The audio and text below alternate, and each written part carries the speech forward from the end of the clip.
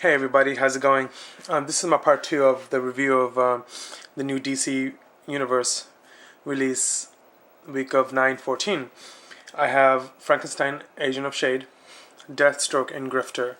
Um, I wasn't gonna pick up either of these comic books because I kind of heard I do not really hear good things about it. But I said, what the heck? Let me just give it a chance and just go pick it up anyway and just see what it's about. I mean, it's all the first issue, so I might just get all of them and just have it and collect the ones I like.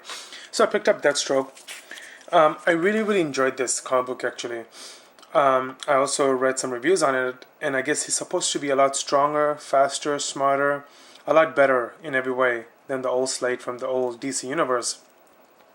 Um, the action just starts off right off the page, the first page, of him taking this group out, and then later on he gets hired to take this one guy out, which is this guy right here, on an airplane. So his mission is to put the bomb in the airplane and jump out and then blow it up.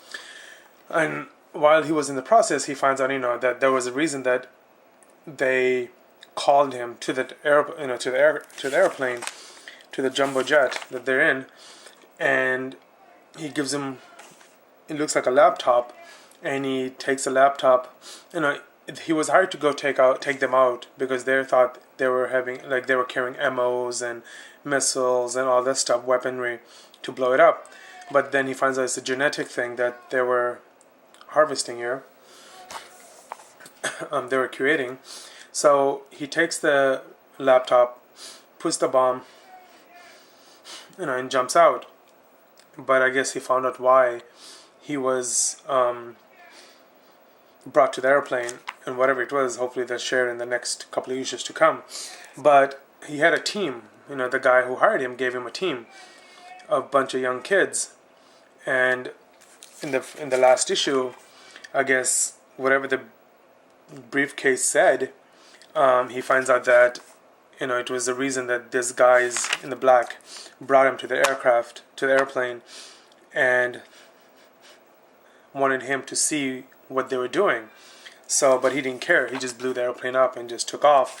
So in the last part, he shoots all the young kids who was the team to go help him, and then he finds out that the reason they hired the team was because Deathstroke doesn't have it anymore in him to do the missions by himself, where he was so amazing. Now he's getting old, so they're like, hey, we had to hire this team because they didn't believe in you. They think you're done. So the art was great. I loved the art. Story was good. I'm definitely gonna pick up issue 2 and see what's going on with those guys that he blew up in their airplane, and with the black briefcase or laptop, whatever it was. So I'm really interested to see what goes, what's gonna happen next. So that's what happened with Deathstroke. Next one is Grifter. In this one, I guess he gets jumped in an alley, gets kidnapped, and I guess one of the aliens is inside his body or something, talking to him, and he's inside this airplane. He's hearing like voices and stuff, and telling him to do weird, crazy things. So this one lady comes at him, starts to stab him, and of course he kills her. And then he jumps out the window. Jumps out the airplane. But pretty much the story is that he's trying to figure out like what's going on, what happened within those couple of hours that he was knocked out. He wakes up in this laboratory with this blue thing beside him. So there wasn't that much action at all. It was mostly just, I guess, introducing him to his first issue of what's going on, and yeah, that's pretty much it. So it wasn't, so in the last one he finally puts the mask on, and next one is he goes and finds out what's going on. So I don't know, I just had mixed feelings for this comic book. It's Grifter being Grifter. I thought it was gonna be all action packed, but it was more of an introduction to what's going on with him, and hopefully there'll be more action in the next one.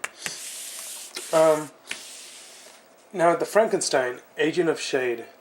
I heard, I think I heard more bad stuff about this comic book than good. So I decided to go pick it up and see for myself. And I would have to say, the story was awesome.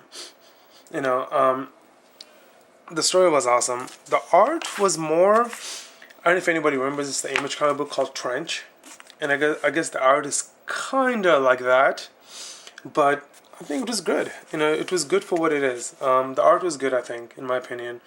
The story was just awesome. I loved it. I can't wait to pick up the second issue for this. But again, I heard mixed feelings about it. I wasn't gonna pick it up because just the name itself.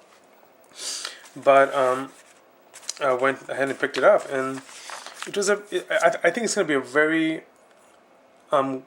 gory comic book once it starts. It gets going.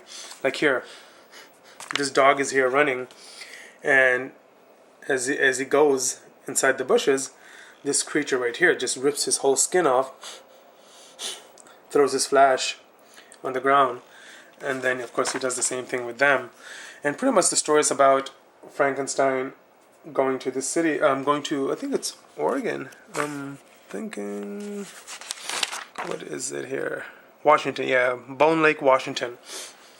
And they're headed there to find out what's up with these guys here, with these monsters. And I guess Frankenstein's wife goes in a mission to take them out, and then they lose all contact with her. So his job is to go in there, destroy the monsters, see what's going on, and rescue the wife and bring her back. And of course, he gets a team, which he always works alone, but then he gets a team now. And I always want to know what S.H.A.D meant. So it's Human Advanced Defense Executives. Wow. This book more reminds me, in a way, kind of Hellboy, I guess you can say. Hellboy is so used to working by himself, and then suddenly he gets a team, a superpower team, in a way.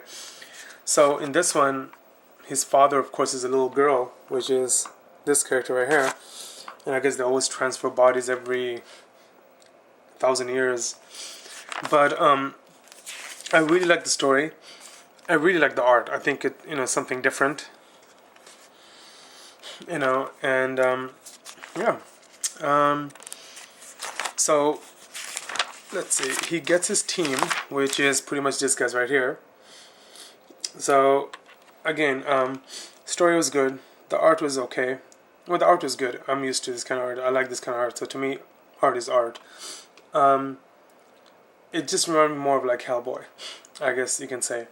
And one thing something they mentioned that caught my eye was that they're in the same universe, in the same timeline as Superman and Batman, because over here they mentioned that, well, Superman's got Metropolis, Batman's got Gotham, we have this. So I thought it was pretty cool, because if they wanted to ever meet and do a whole storyline, like a together storyline, it'd be pretty awesome, so people won't be confused. Well, what is this, the past, future, So I thought that was pretty cool. But other than, I can't wait for issue 2 and check out what happens. Alright? So that's my review for those 3 books, and can't wait for tomorrow. And everybody, thank you so much, and have a great week.